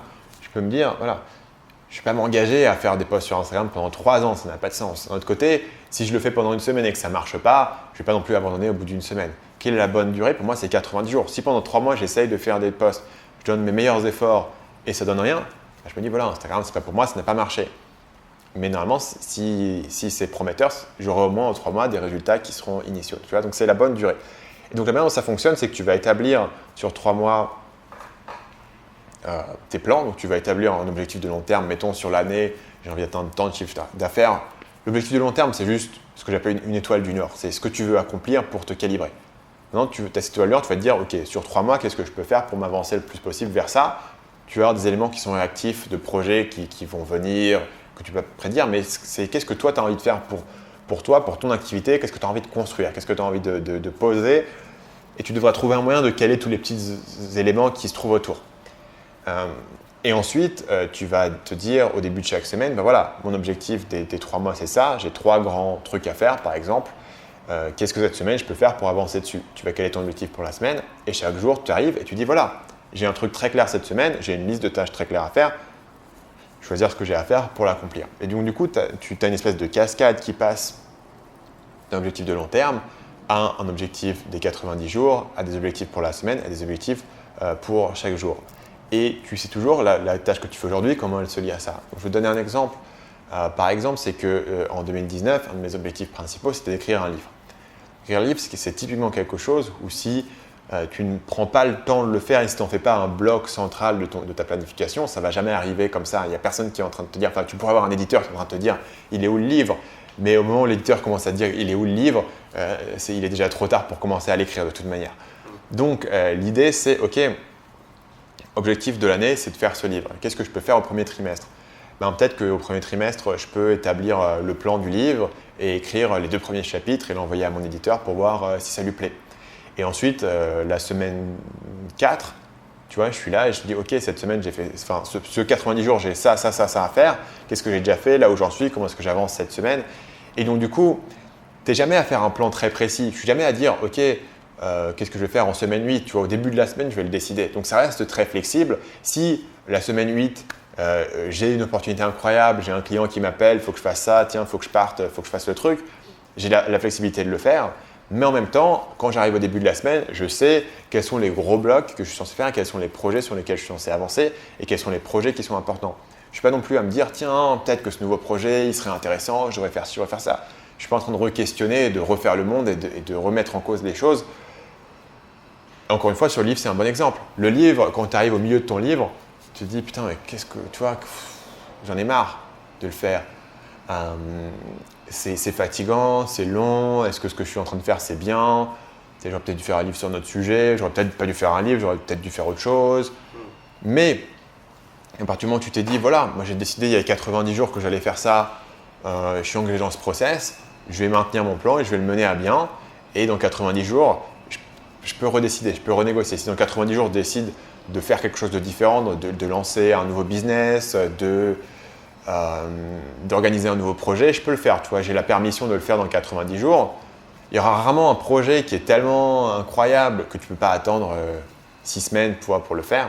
Et si c'est le cas, tu peux toujours renégocier. Mais grosso modo, j'attends. Donc ça me libère au quotidien de dire, ok, je sais exactement ce que j'ai à faire et je le fais et j'exécute et je ne me repose pas la question. Tu vois, je ne refais pas mon plan global à chaque fois. Et le plan global, je le fais. Et pour le coup, il y a 4 fois par an, tous les 90 jours, où je vais vraiment me poser, me dire, ok, j'ai fait quoi pendant les 90 jours? Je vais regarder semaine par semaine tout ce que j'ai accompli.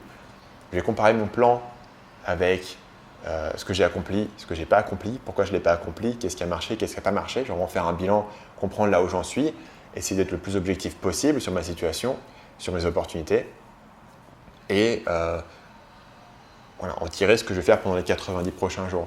Et ça peut m'arriver de, voilà, ce que j'ai fait pendant les 90 jours, ça n'a pas trop marché, donc du coup je vais changer sur un truc nouveau. Mais tu vois, au quotidien, je ne suis pas en train de douter de ça. Et je pense que c'est une grande valeur de cette méthode. Ouais, en plus ça te permet de scaler, de savoir qu'est-ce qui n'a pas marché pour l'éliminer, l'améliorer. Ça te permet de faire des petites expérimentations. Voilà, tu passes 3 mois à tester un projet. C'est pas dramatique si ça ne marche pas.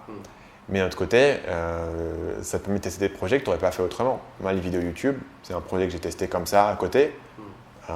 C'est devenu évidemment mon truc principal, parce que c'est devenu prometteur et c'est devenu mon canal principal. Mais est-ce que j'aurais testé les vidéos YouTube sans plan de 90 jours si au quotidien je décidais ce que j'allais faire ce jour-là? Probablement pas. Tu vois, mais je me suis dit, tiens, ce trimestre, je voudrais bien tester 3 vidéos YouTube. C'était très modeste au départ, j'en ai fait 3. Mais c'était noté là. Et il y a une semaine où je me dis, tiens, cette semaine, voilà, j'ai un peu le temps de le faire, je vais prendre quelques jours pour faire ces 3 vidéos et je vais le caler. Et donc, du coup, voilà, ça m'a permis d'équilibrer, tu vois, ce court terme et ce long terme de manière assez efficace et en ayant cette flexibilité de presque chaque jour. En fait, tu décides ce que tu fais. Aujourd'hui, par exemple, j'ai commencé ce matin et je savais que dans la semaine, il fallait que je termine les relectures de mon livre, il fallait que j'écrive 2 vidéos et je me suis dit, et il fallait que j'enregistre mon livre audio. C'est vrai que j'ai fini mon livre audio hier et donc, du coup, j'avais le choix entre est-ce que je termine ma vidéo ou est-ce que je fais mes relectures, tu vois, et tu peux équilibrer presque au quotidien là-dessus parce que les relectures, je ne suis pas sûr exactement combien de temps elles vont prendre. Donc je ne pouvais pas au début de la semaine dire lundi, mardi, mercredi, jeudi. Moi, j'adorerais pouvoir faire ça, de pouvoir dire chaque jour ce que je vais faire à telle heure. Le truc, c'est que comme tu ne sais pas exactement si un projet va te prendre une demi-journée ou une journée entière, si tu fais un plan comme ça, le lundi après-midi, tu es là et déjà, tout autre truc, il est décalé, c'est les dominos, tu vois. Alors que si tu as sur la semaine, j'ai 4 projets à faire par ordre de priorité, s'il y en a un qui doit squeezer celui du bas, tu es quasiment sûr qu'au moins tes 2 premières priorités, elles seront faites. Et tu es en tout cas toujours sûr d'être extrêmement clair sur ce qui est important et de ne pas te laisser distraire par les éléments qui sont urgents et pas forcément aussi impactants. Ça peut être, tu vois, des éléments administratifs, etc., qu'il faut faire mais qui ne sont pas forcément aussi impactants. Et tu peux dire, ok, je vais faire mon administratif, mais je vais être sûr que ce gros bloc de ma vidéo YouTube qui va faire avancer mon business, il soit fait, par exemple. Et un truc que tu dis dans ta formation, je la spoil un peu, mais je pense que ça donnera envie aux gens d'aller dessus. Tu dis qu'il faut être capable d'être à la fois architecte et artisan. Donc architecte dans le sens où tu dessines les plans de ta maison, et artisan quand tu fais les murs, tu mets les vitres et tout. Ouais. Moi je pense que, tu vois, perso, c'est un truc que j'arrive pas à bien implémenter. Je suis très bon architecte, ouais, et je suis un gros feignant d'artisan. Je suis l'artisan qui se pointe plus après 3 semaines de boulot, et qui après prend du retard et qui revient, mais c'est plus le même plan et machin. Et ça, c'est pas forcément évident, surtout quand tu es dans un métier où tu dois switcher de clients, d'endroits, où tu es seul, où tu vois, il y a toutes ces problématiques qui sont pas forcément évidentes. Toi, tu proposerais quoi comme solution pour un truc comme ça? En gros, pour moi, l'idée fondamentale, en fait, c'est que, effectivement, une même personne, donc toi en l'occurrence, tu dois être à la fois architecte et artisan. Tu dois définir les plans et tu dois les exécuter. Le problème, c'est que c'est deux mentalités qui sont totalement différentes. C'est-à-dire que l'architecte essaye de voir le plan de manière beaucoup plus globale, comprendre la situation, il a un certain pouvoir de décision, etc. L'artisan va suivre un plan et au final, ce qu'on recherche chez un architecte, c'est cette capacité d'innovation, d'invention, de créativité. Ce qu'on recherche chez un artisan, c'est aussi cette capacité d'exécution, cette capacité de détail, cette fiabilité aussi d'être là et il a fait ce qu'il avait dit qu'il allait faire. Et moi, je suis aussi dans la même situation que toi, c'est-à-dire que si je regarde les premières années de mon activité, avant que je commence à implémenter la méthode des 90 jours, je retrouve des trucs absolument hallucinants. Des planifications dans Excel, je me dis mais qu'est-ce que ce truc-là? Qu'est-ce que j'étais en train de planifier mes ventes sur 6 mois, ça n'a aucun sens, tu vois. Et j'avais tendance à beaucoup jouer sur ces trucs-là. Maintenant, en gros, ce que tu comprends, c'est qu'il faut séparer les deux et qu'il y a un temps pour les deux. Et en fait, moi, c'est assez libérateur parce que ce que ça veut dire, c'est que sur un plan de 90 jours, et là, on est en décembre, donc sur le plan de 90 jours qui a commencé en octobre, on est sur la fin. Donc là, je suis vraiment en mode, j'exécute un truc quasiment que quelqu'un d'autre a décidé pour moi. Parce que je l'ai décidé il y a plusieurs mois, mais voilà, tu vois, j'exécute en gros le plan qui est écrit et j'ai cette diligence et j'ai cette sensation aussi de soulagement qui est de dire la pression elle n'est pas entièrement sous mes épaules. Tu vois, j'ai fait cette décision, je vais maintenir pendant 3 mois. Dans 3 mois, je pourrais en sortir. Donc là, début janvier, je pourrais en sortir et redécider. Et grosso modo, j'aurais terminé le livre, j'aurais terminé les lancements que je suis en train de faire. Donc dans 3 mois, j'aurai un peu cette sensation de liberté, de renouveau. Et tous les 3 mois, j'ai l'occasion de le renouveler. Tu vois. Mais j'essaie de le cantonner, c'est-à-dire qu'il y a une seule période en fait qui peut durer une semaine, quelques jours, où je vais vraiment m'autoriser à faire ce travail d'artisan. Et pendant tout le reste du temps, travail d'architecte, et pendant tout le reste du temps, j'ai des idées, j'ai de nouveaux trucs que je pense, je les note quelque part, et je ne les fais pas en fait. Je les note sur un document dans Evernote, et je me dis, bah, tiens, quand il sera temps de réfléchir et de revenir un petit peu plus en mode philosophique, planification, etc., à la fin de l'année, qui s'y portera très bien d'ailleurs, je vais reprendre toutes ces notes, et je vais essayer de faire un bilan et je vais essayer de réfléchir. Tu vois. Mais du coup, ça me soulage un petit peu de la pression constante de savoir est-ce que je fais la bonne chose. Parce que là, je ne me pose pas la question de est-ce que je fais la bonne chose, je me demande de est-ce que je fais ce qui est marqué sur mon plan et je l'exécute presque tu vois, comme si j'étais employé de quelqu'un d'autre et je travaillais et peut-être que le boss ou peut-être que l'architecte m'a dit de faire un truc débile ou un truc que je trouve moche ou un truc auquel je ne crois pas, mais voilà, je le fais. Et j'ai la conscience que je n'étais pas plus con il y a 2 mois et demi que je le suis aujourd'hui, si tu veux. Que tu te fais confiance. Et que la raison souvent que tu questionnes les plans que tu avais faits, c'est simplement que tes émotions ont changé. Et c'est beaucoup dans les projets créatifs, et je parlais de l'écriture d'un livre tout à l'heure. Un projet créatif, c'est normal que quand tu arrives aux 3/4, tu dises ce que je fais, c'est un peu nul. Toujours, tu vois, tu as toujours cet effet tu as cette résistance où tu dis c'est saoulant, tu vois.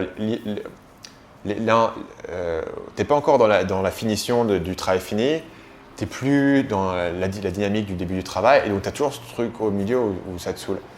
Et c'est très facile de le mettre de côté, d'attendre, de procrastiner un petit peu dessus, etc. Et c'est totalement normal et je pense que ça sera toujours évitable. Mais le truc, c'est que tu ne devrais pas laisser cette émotion du moment remettre en cause les décisions que tu as prises. Et les seuls moments où vraiment je vais remettre en cause une décision que j'ai prise, c'est si les données que j'ai utilisées pour prendre cette décision sont plus valides.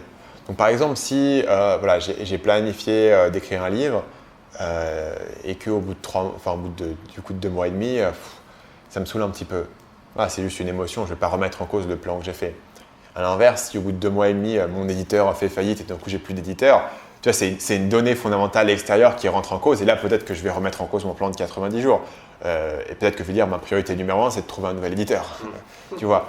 Mais je pense que tu vas souvent avoir tendance à remettre en cause tes plans pour des trucs qui sont totalement internes sur tes émotions, qui vont toujours changer au cours d'un projet. Et ça, c'est dangereux parce que ça va t'empêcher de finir les choses.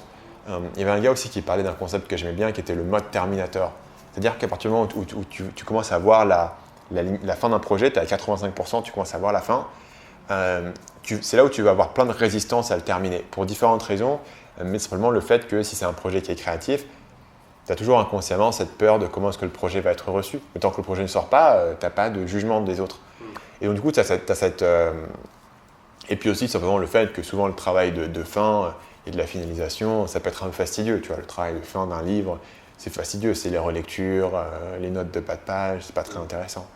Mais tu te dis, ok, à partir du moment où je peux voir la ligne d'arrivée, je passe en mode Terminator et j'ai qu'un truc en tête et c'est finir ce projet, j'avance tout droit et je m'en fous, je le termine, tu vois.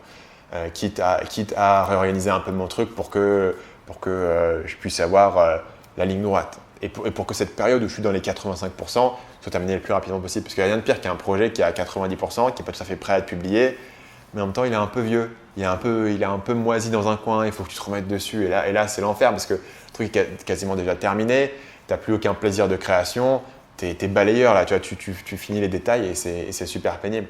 Et donc du coup, voilà, quand tu pars sur ce principe-là, j'ai tout sauf envie de me traîner ce projet que je suis en train de faire, le livre par exemple, sur le trimestre prochain. Parce que j'ai envie d'avoir cette sensation, en 1er janvier, que sky is the limit, tu vois, je peux faire tout ce que je veux. Si en 1er janvier je décide que j'ai envie d'organiser une conférence avec 500 personnes, tu vois, je pourrais me dire, bah, tiens, ok, j'ai le temps de le faire, j'ai la flexibilité de le faire. Et donc du coup, cette sensation, tu vois, de renouveau est tellement précieuse que tu as aussi cette motivation à dire, il faut que je le boucle là, parce que sinon je vais me le traîner.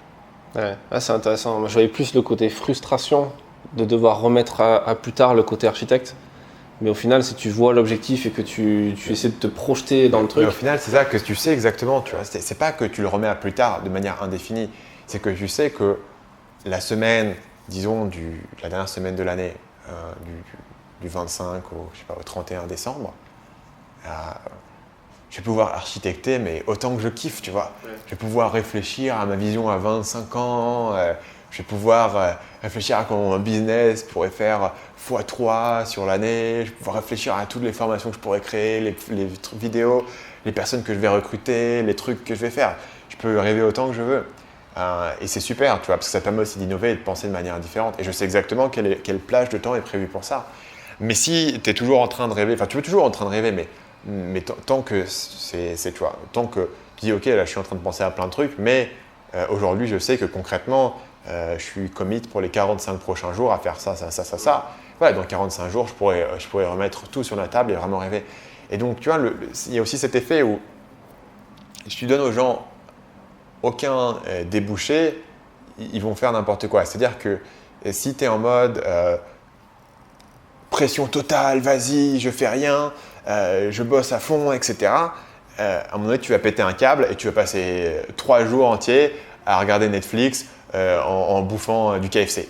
Tu vois, tu sais, parce que ton esprit est totalement sous pression et tu n'as aucune jauge pour relâcher cette pression. Maintenant, si tu travailles et tu es vraiment focus, mais chaque soir, tu as une période pour te décompresser, tu as ton week-end, ton truc, tu arrives à avoir cet équilibre-là, grosso modo, tu vas vraiment avoir une journée où tu vas complètement péter un câble et être incapable de travailler. Moi, j'ai eu des périodes où j'étais incapable de travailler, même de regarder mes emails, parce que j'avais cette pression où je devais travailler 7 jours sur 7, quasiment 24 heures sur 24. Et donc, du coup, c'était tout ou rien. Tu vois, tu avais des périodes où tu m'écroulais totalement. Et j'ai découvert que sur un système physique, cette pression, elle doit sortir quelque part. Et je pense que si tu appliques ça au côté d'architectation, la pression d'architecter, elle doit sortir quelque part. Et donc, si tu sais que tous les 90 jours, elle va sortir et elle est dirigée, elle est canalisée là, tu ne te sens pas frustré le reste du temps nécessairement de la remettre à plus tard. Ou en tout cas, tu es frustré dans le même sens où dans la journée, tu dis, bon, bah voilà, ok, j'aurais bien envie de me regarder un film, mais je le ferai ce soir, tu vois. Mais tu sais que ça arrivera ce soir, donc c'est pas une frustration qui est impossible. Mais si tu es en mode, non, je peux jamais le faire, je suis en mode full focus, etc., forcément, à un moment donné, tu vas péter un câble. Donc, si tu peux le diriger au bon endroit et le contrôler et te dire ça va arriver à tel moment, je trouve que c'est plus facile de contrôler cette pulsion-là. Et d'ailleurs, pour prendre encore une autre analogie à ce niveau-là, en termes de régime, les gens qui sont sur un régime très strict, tu parles de gens qui vont faire un régime, qui font du bodybuilding ou qui veulent perdre du poids, etc. En fait, si les gens doivent avoir une tenue religieuse de leur régime, tu sais qu'à un moment donné, ils vont péter un câble et ils vont se mettre à bouffer des gâteaux et 7 jours plus tard, ils sont mais qu'est-ce que j'ai fait? Je suis tellement perdu les rails de mon régime. Donc ce que les gens qui sont vraiment malins leur disent de faire, et c'est notamment le cas de Tim Ferriss dans son livre, je ne connais pas le titre français, mais le titre anglais c'est 4 Hour Body, c'est l'idée, ok, tu as un jour qui est ton cheat day, tu as un jour où tu peux bouffer ce que tu veux aller au McDo, tu veux… le fameux cheat meal, des problèmes de musculation. Tu as un truc où tu peux vraiment faire tout ce que tu veux. Et donc du coup, c'est beaucoup plus facile psychologiquement de tenir toute la semaine en disant « Ah, j'ai vraiment envie… » Tu vois, par exemple, je sais pas, t'as un péché mignon, t'as envie de te bouffer une barre de chocolat. Et si tu te dis « Je pourrais jamais… » à un moment donné, tu vas craquer. Mais si tu dis « Ah, pas aujourd'hui, mais dimanche, c'est bon. Dimanche, c'est good. Je peux manger ma barre de chocolat. » Et une fois par semaine, tu as cette pression qui ressort. C'est beaucoup plus facile de tenir ton régime. Et je pense qu'en termes de productivité, il faut le voir un petit peu de la même manière. Et en termes d'architecte artisan, tu peux aussi le voir de la même manière. C'est-à-dire, moi, j'adore faire ce travail d'architecte. J'y trouve, voilà, j'adore faire ça. C'est super gratifiant, c'est créatif, c'est intéressant. Et puis, tu rêves à tout ce que tu vas faire sans avoir besoin de le faire. Donc, c'est totalement génial. Mais je sais aussi que si je me laissais, je pourrais passer une journée entière chaque semaine à faire ça, tu vois. Et du coup… ma proportion entre architecte et artisan serait pas correcte. Je passerais beaucoup plus de temps à faire des plans qu'à les implémenter, mais du coup, ça sert à rien de faire des plans. Et donc du coup, voilà, j'ai trouvé cet équilibre. Pour moi, c'est une fois tous les 90 jours et ça fonctionne assez bien pour vraiment mener mes projets jusqu'à bout et faire ce que j'avais prévu de faire, implémenter ces plans. Tu continues à faire ça même si tu as recruté du monde? Parce qu'aujourd'hui, tu as des gens qui travaillent pour toi. Je fais encore plus, ouais. Ah ouais? Ouais. Parce qu'après, du coup, j'ai recruté des gens. Donc aujourd'hui, on est 5 dans Marketing Mania. Donc c'est moi, il y a 4 personnes qui travaillent à plein temps sur Marketing Mania. Donc c'est des salariés ou c'est des indépendants que tu payes sur facture à la fin d'un mois? C'est un mix des deux. Ça dépend ceux qui sont ici, en Thaïlande ou ceux qui sont autre part. Mais essentiellement, voilà, c'est du full-time, quoi. Donc les deux travaillent plus ou moins sur la même… Il y a aussi des gens que je paye sur facture, mais je ne les compte pas dans les 5. C'est plus de la… Pour le coup, c'est vraiment de la sous-traitance sur des éléments précis. Mais les 5 que j'ai là, ou plutôt les 4 personnes plus moi, on est vraiment ceux qui vont travailler sur le cœur du business, sur les éléments fondamentaux. Et donc du coup, quand tu recrutes comme ça des gens, moi, j'ai jamais eu cette expérience, j'ai jamais managé personne, j'ai jamais été patron de qui que ce soit. Je me suis dit, comment est-ce que je fais pour aligner cette équipe, pour avoir des objectifs de long terme, des objectifs de court terme, pour voir si les gens sont performants ou pas, comment est-ce que je fais? Donc du coup, j'ai adapté ce plan de 90 jours avec ces plans de la semaine, avec ces plans de la journée, à mon équipe en fait. En disant, voilà, ensemble, on va faire un plan de 90 jours. Moi, je fais le travail de mon côté, réfléchir à ce que je voudrais avoir, faire le bilan, etc. Et puis ensuite, on a un meeting tous ensemble où chacun va apporter ses éléments, ce qui a marché, ce qui n'a pas marché, ce qu'on a appris, ce qu'on n'a pas appris. Les gens viennent avec des projets. Souvent, je vais faire un appel avec eux individuellement avant pour comprendre là où ils en sont, ce qu'ils voudraient faire, ce qui les intéresse, vers quoi ils veulent évoluer, les projets qui les intéressent, qui les font kiffer. Et ensuite, on essaye de synthétiser ça dans une stratégie globale pour l'entreprise sur les 90 prochains jours. On évalue les priorités et on prend les grandes décisions, tu vois, en termes d'orientation. Et donc, du coup, c'est top pour moi parce que ça me permet à tout moment de dire le gars qui a une idée de comment on pourrait améliorer le business, il sait aussi qu'il a un créneau. Il a un créneau et c'est 90 jours. Et 90 jours, tu viens, tu m'appelles, tu fais tiens, Stan, tiens, j'ai des idées, on en parle. Et à ce moment-là, il sait que je serai ultra réceptif à son idée et que s'il me pitch un truc, il peut aller le faire pendant 90 jours parce que il a ce créneau. Il sait exactement, tu vois. Donc ça structure en fait nos communications et nos planifications. Et à l'inversement, tu vois, si quelqu'un a une idée qui est potentiellement, je ne sais pas si ça rentre exactement, je lui dis, bah, écoute, parfait, on en reparle à telle date parce qu'à ce moment-là, on va faire le plan de 90 jours et on verra si c'est pertinent et on pèsera les tenants et aboutissants et on verra par rapport aux tâches que toi, tu as déjà à faire et aux projets que tu as déjà à faire et on pèsera lesquels sont les plus importants et on va mettre des priorités par rapport à ça. Et donc, du coup, ça me permet d'avoir une structure globale en fait, pour la communication dans mon entreprise, ce qui est vachement important quand, comme nous, tu travailles à distance. D'autant plus important d'avoir des process, d'avoir une structure autour de ça. Ça me permet de me dire, ok, au moins tous les 90 jours, j'aurai vraiment un check-in avec chaque personne sur la stratégie. J'aurai vraiment un check-in sur chaque pôle pour comprendre comment est-ce qu'on performe, quels sont les chiffres, est-ce qu'on est bon ou pas bon dans tel domaine, comment est-ce qu'on peut améliorer, quelles sont les idées, faire un bilan. Tu vois. Et là, c'est un travail où en tant que chef d'entreprise, tu peux facilement te trouver dans une situation où il y a des trucs sur lesquels toi tu travailles, des trucs sur lesquels tu travailles moins et tu les regardes moins, tu t'y passes moins d'attention et tu fais moins d'efforts pour les améliorer. Mais ici, je sais que tous les 90 jours, on va être très rigoureux pour voir tous les éléments du business, toutes les tâches qu'on a fait, qu'est-ce qu'on peut améliorer, qu'est-ce qu'on devrait faire plus, qu'est-ce qu'on devrait faire moins, etc.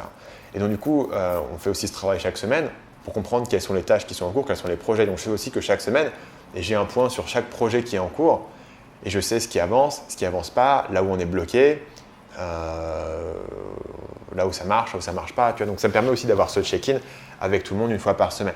Et donc du coup, je me repose encore plus sur ce plan maintenant, parce que c'est non seulement mon plan de productivité personnelle en tant qu'individu, c'est aussi un framework de management au niveau de mon équipe.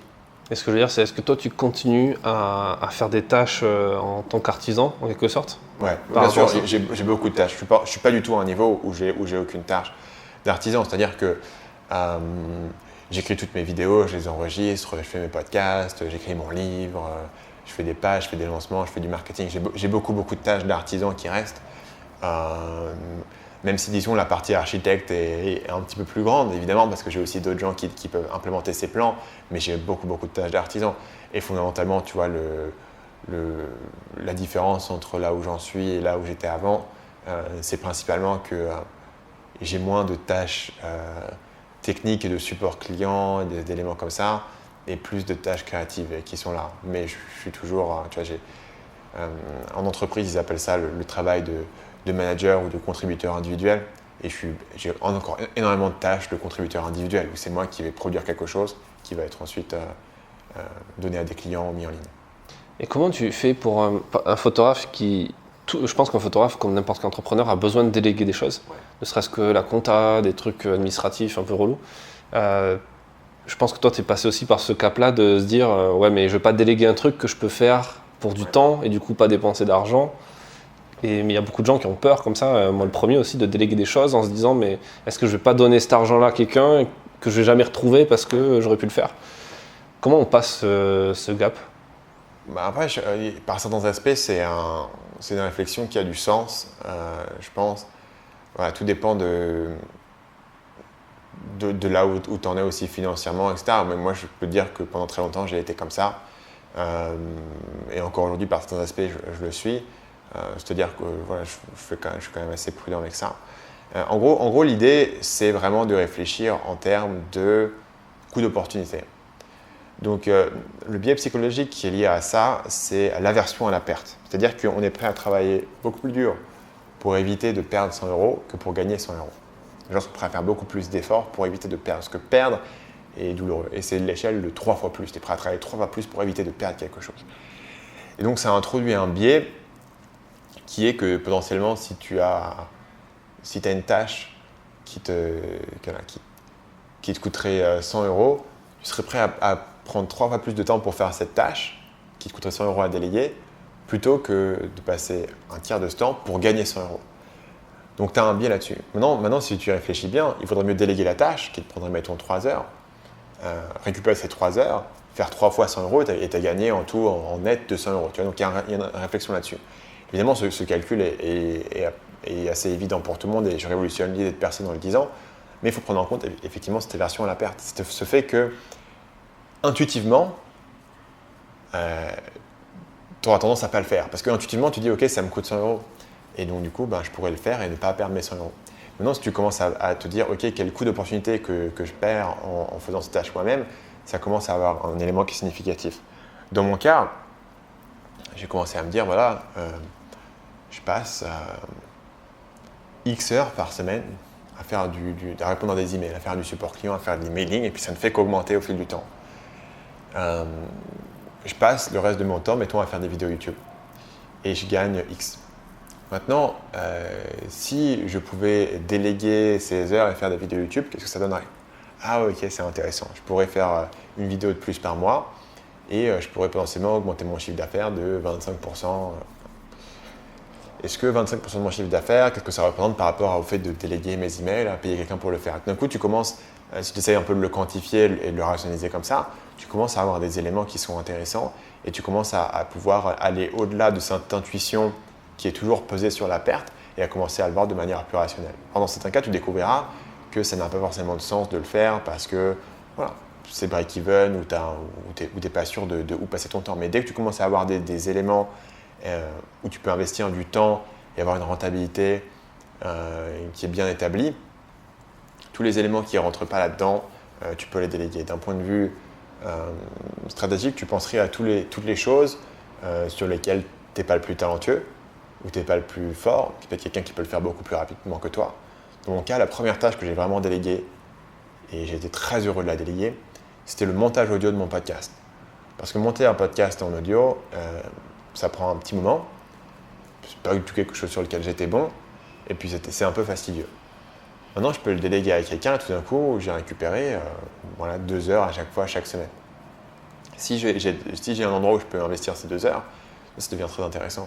Et évidemment, c'est ce genre de tâches qui est le plus facile à faire parce qu'elles sont de base fastidieuses et tu n'as pas forcément envie de les faire.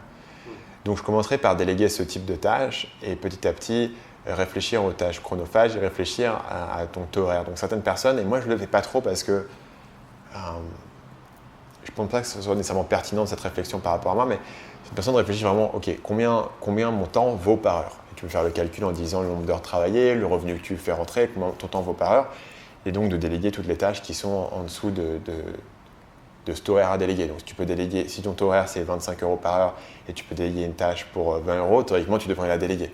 Et si ton taux horaire ça peut devenir 50 €, 60 €, tu peux déléguer toutes les tâches qui sont en dessous. Donc c'est aussi une autre manière de le quantifier. Je pense que c'est intéressant de trouver différentes manières de le quantifier, de comprendre comment est-ce que tu peux investir ton temps, parce que tu auras ce biais psychologique qui fait que, voilà. Moi, voilà, c'est ce truc où je me dis, tiens, ok, ce produit que je trouve là sur ce site, je pourrais peut-être trouver un produit moins cher, tu vois. Et je me dis, tiens, je serais prêt à passer 3 heures pour économiser 30 € sur mon truc, qui n'a pas de sens d'un point de vue purement financier, parce que je préfère passer mes 3 heures à faire autre chose, puis mes 30 € de plus, pas me casser les pieds, et probablement en 3 heures, je suis capable de générer plus que de 30 € de chiffre d'affaires ou de bénéfices pour le combler. Mais tu vois, instinctivement, je me dis, bah non, je ne vais pas dépenser 30 € de plus alors que je pourrais trouver un truc moins cher. Tu vois. Donc je pense qu'il faut vraiment le quantifier. Si tu arrives à être sûr que c'est cette heure que tu vas dégager, tu vas être capable de la transformer en argent qui va financer celle que tu as.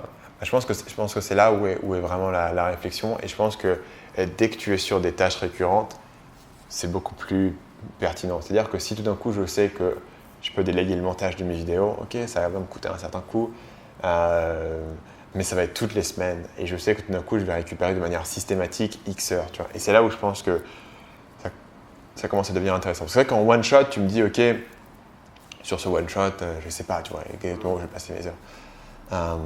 Mais en moyenne, si tu dis, ok, je délègue toutes les semaines et je me libère ce truc, je vais pouvoir gagner une demi-journée par semaine de boulot. En une demi-journée, je devrais être capable de récupérer ce que je fais ailleurs. Et après, si tu trouves que c'est ric-rac et que tu n'es pas sûr, pourquoi pas jouer la sécurité, tu vois, et ne pas le faire. Moi, je ne suis pas non plus un fanatique de la délégation. Aujourd'hui, beaucoup de trucs que je fais…